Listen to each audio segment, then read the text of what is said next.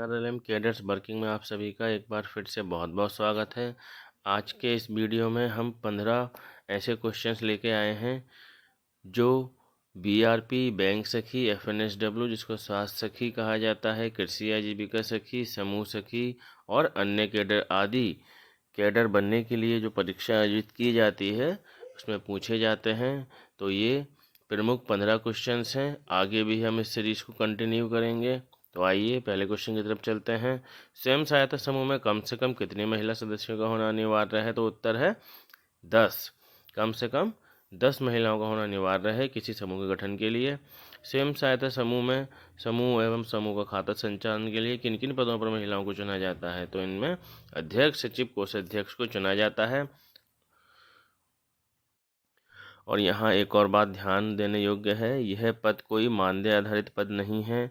ये केवल जो महिलाएं पढ़ी लिखी हैं, अपने समूह को चला पाएँ, संचालित कर पाएँ, उसके लिए पद दिए जाते हैं बिना किसी मानदेय के। उसके बाद क्वेश्चन नंबर 3, एनआरएलएम के अंतर्गत सामाजिक एकजुटता बनाने के लिए किन किन संघों का निर्माण आजीविका संबंधी मुद्दों पर किया जाता है? इसका मतलब ये है कि समूह जब बन जाते हैं उसके बाद की कुछ प्रक्रियाएं और हैं जो आजीविका संबंधी गतिविधियों को चलाने के लिए स्टार्ट की जाती हैं। तो इस क्रम में किसानों का संघ बनाया जाता है, दुग्ध उत्पादक संघ बनाया जाता है और बुनकर परिसंघ बनाया जाता है, और इसी प्रकार से बहुत सारे संघ बनाए जाते हैं। इसमें भी एक समूह की तरह 13, 14, 15 लोगों को मिला करके इनका निर्माण किया जाता है, गठन किया जाता है, फिर खाता खुलवाया जाता है। खाता खुलवाने के लिए भी पदाधिकारियों का चुनाव किया जाता है और सरकार द्वारा इन्हें विभिन्न फंड प्राप्त कराकर इनको आजीविका में संलिप्त किया जाता है।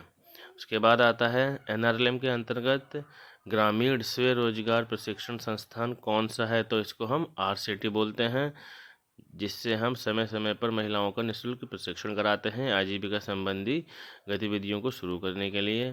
क्वेश्चन नंबर 5, समूह के 5 सूत्र किसे कहा जाता है? यानी आखिर पंचसूत्र है क्या? तो ये वह नियम है जिसके अनुसार समूह का संचालन किया जाता है।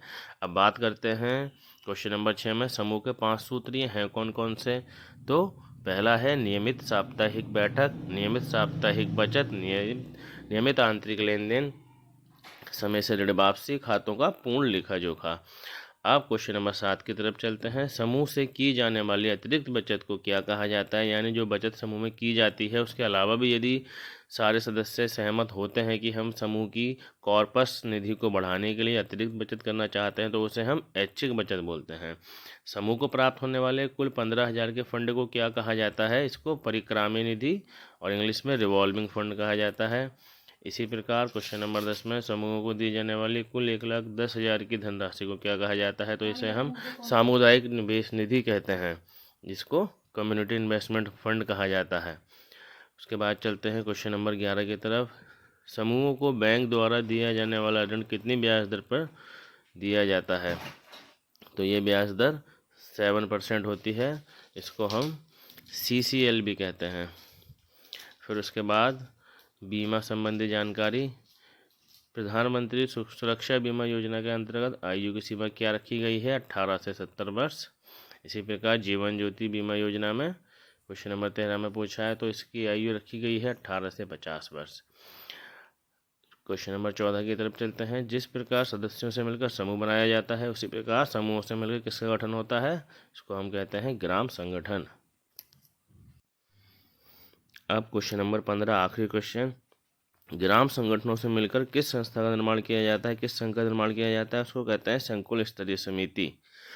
उम्मीद करते हैं आज की इस क्वेश्चन की सीरीज के शुरुआती 15 क्वेश्चन आपको पसंद आए होंगे।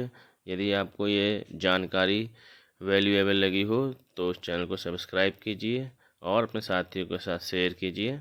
मिलते हैं नेक्स्ट वीडियो में, तब तक के लिए धन्यवाद।